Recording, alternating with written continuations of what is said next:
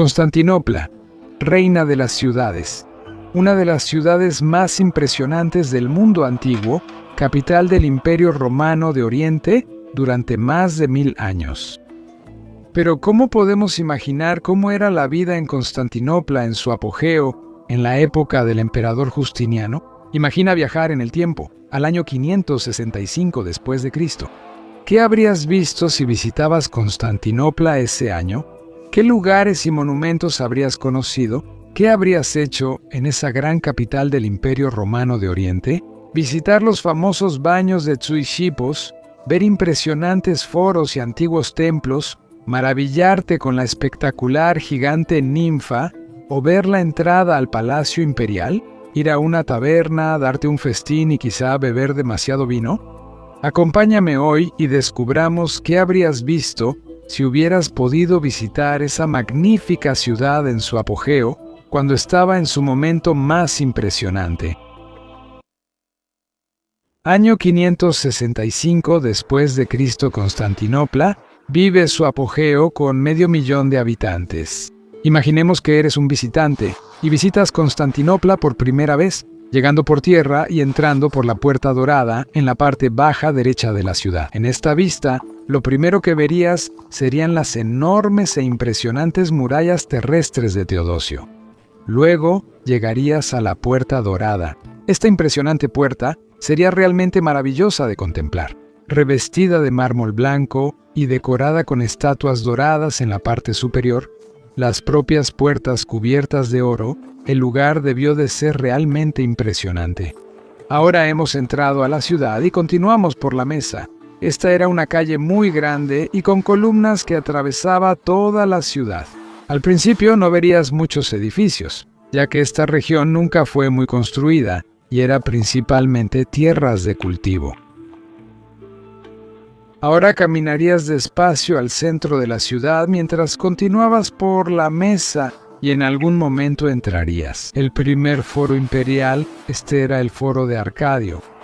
Fue construido en el año 403 después de Cristo, durante el reinado del emperador Arcadio, hijo de Teodosio. El foro era rectangular y en su centro había una columna triunfal con una estatua de Arcadio en la cima.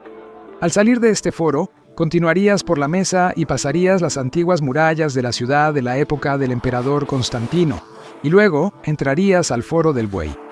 Era un foro rectangular con tiendas del siglo IV d.C.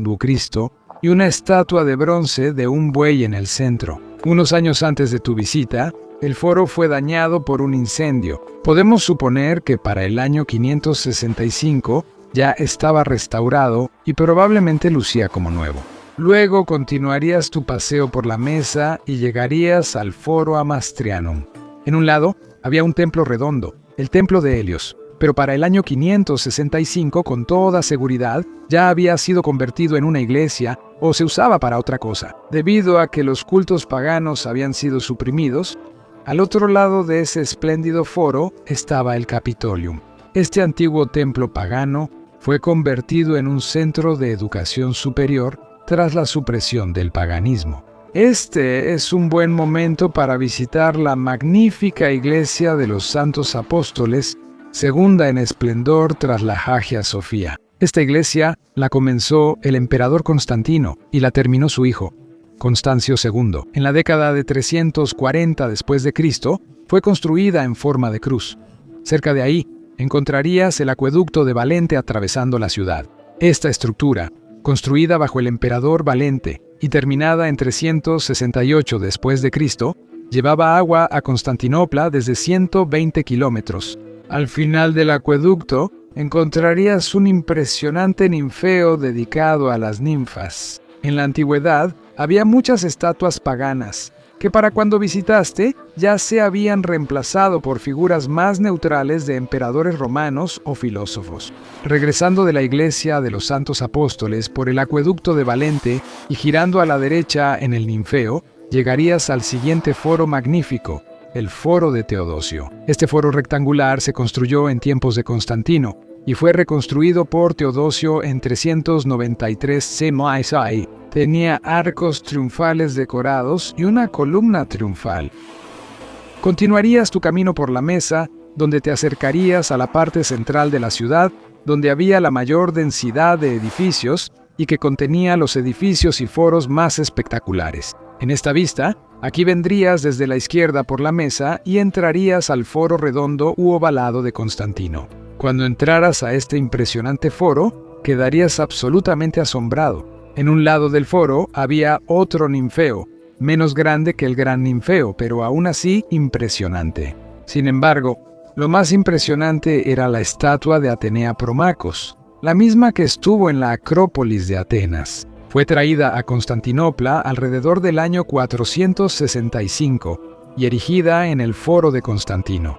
Luego verías la columna triunfal de Constantino, coronada por una estatua dorada de él como el dios Apolo. Del otro lado, verías la antigua Casa del Senado. Este edificio tenía la forma de un templo rotonda, pero para cuando lo visitaras ya no se usaba como lugar de reunión del Senado. Se desconoce su uso en 565, aunque pudo ser un lugar de asamblea general. Ahora saldrías del espectacular foro y caminarías por la mesa hacia el corazón de la ciudad. La densidad de personas, tiendas y comerciantes aumentaría aún más y habría estado muy concurrido. Comerciantes de todo el Imperio Romano de Oriente llevaban mercancías para vender en la gran ciudad. En 565, el Imperio Romano de Oriente alcanzó su máximo, incluyendo gran parte del antiguo Imperio Occidental. La actividad en Constantinopla debió ser increíble. Ya podías ver la columna de Justiniano coronada con su estatua ecuestre. Y, por supuesto, podrías ver a lo lejos la increíble iglesia de Santa Sofía. Ahora habrías llegado al hipódromo de Constantinopla, que era un poco más pequeño que el de Roma, pero aún así muy impresionante, con 450 metros de largo, 130 de ancho y capacidad para 100.000 espectadores. Las facciones de carreras, blancos, verdes, rojos y azules, competían ferozmente en espectaculares carreras. No era raro que estas rivalidades estallaban en rebeliones abiertas, lo que a menudo llevaba a escenas caóticas y tumultuosas de caos en toda la ciudad. Después de presenciar este espectáculo insano, te dirigías al Augusteo, que era el foro central de la ciudad. Aquí no solo estaba la Hagia Sofía y muchas columnas triunfales, entre ellas la más alta de Justiniano, sino también muchas tiendas, y era un lugar de encuentro de gran actividad. Podías negociar con comerciantes por mercancías impresionantes de tierras lejanas. Quizá consigas buen precio o adquieras un artículo raro.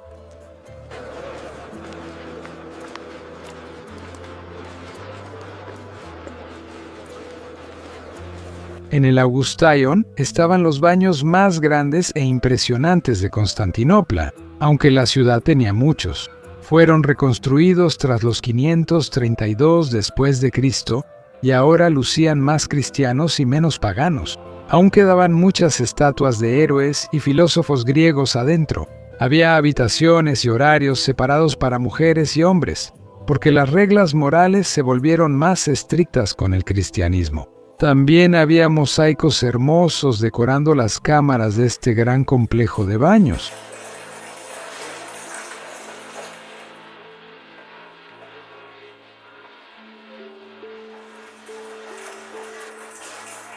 Al salir de los baños hacia el Augustaion, verías la Magnaura. El edificio fue reconstruido tras los disturbios de 532 que destruyeron el anterior. Durante tu visita era nuevo y servía como salón del Senado para reuniones y la antigua orden de senadores cercana. El Chalke estaría terminado poco antes de tu visita. Debió de ser un edificio espléndido y servía como la entrada ceremonial al Palacio Imperial. Finalmente llegó el momento de visitar el mayor edificio construido por el emperador Justiniano, la Iglesia de la Santa Sabiduría, también conocida como Hagia Sofía, que aún sigue en pie hoy en día. Esta estructura también fue construida por el emperador Justiniano, quien fue un prolífico constructor. La cúpula medía unos 33 metros de diámetro y 55.6 metros de altura interior. Por dentro, habrías visto un nuevo revestimiento dorado en la parte superior, lo que debió lucir increíble. Ahora, después de ver esto, Tal vez te habría dado ganas de visitar la antigua Acrópolis de la vieja Bizancio aquí. La gente adoró a los dioses romanos y griegos en templos hace siglos. Para cuando visitaste, la mayoría de estos templos ya estaban desmantelados y sus materiales reutilizados en otros edificios. Quizás ahora quieras animarte tras ver esa escena triste. Y entonces, tal vez quisieras visitar una de las cientos de tabernas que estaban repartidas por toda la ciudad. No solo encontrarías comida ahí, sino también buena compañía y vino para animarte, sin duda. Propongo un brindis por nuestro anfitrión y la amistad duradera. Eso es lo más gracioso que he escuchado.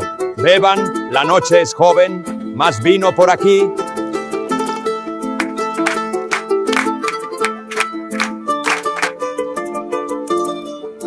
¿Bebe, amigo mío?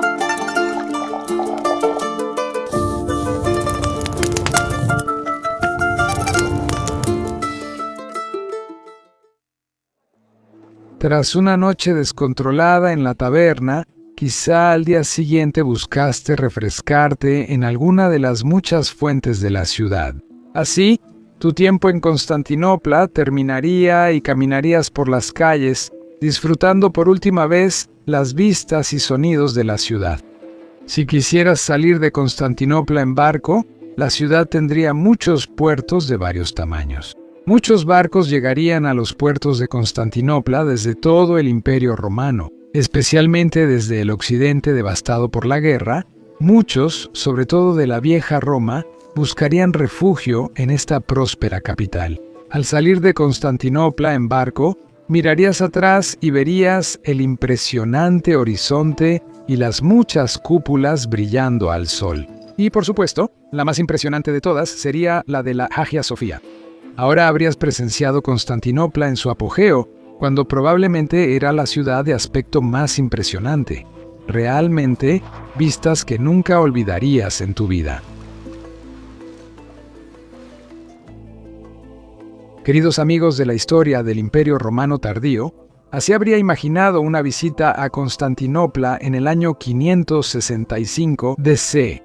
Espero que hayan disfrutado la visita a Constantinopla, una de las ciudades más impresionantes. Si les gusta este tipo de contenido, por favor suscríbanse a este canal y también pueden considerar apoyar este canal a través de Patreon. Es gracias a nuestros patrocinadores en Patreon que todavía puedo hacer videos sobre la historia del Imperio Romano tardío. Varias escenas se inspiran parcialmente en las obras de Antoine Gilbert, a quien quiero dar crédito especial. Agregué un enlace a su sitio en la descripción del video. Que tengan un gran día, amigos de la historia del Imperio Romano tardío. Gratias, Tibiago y Bene Valete.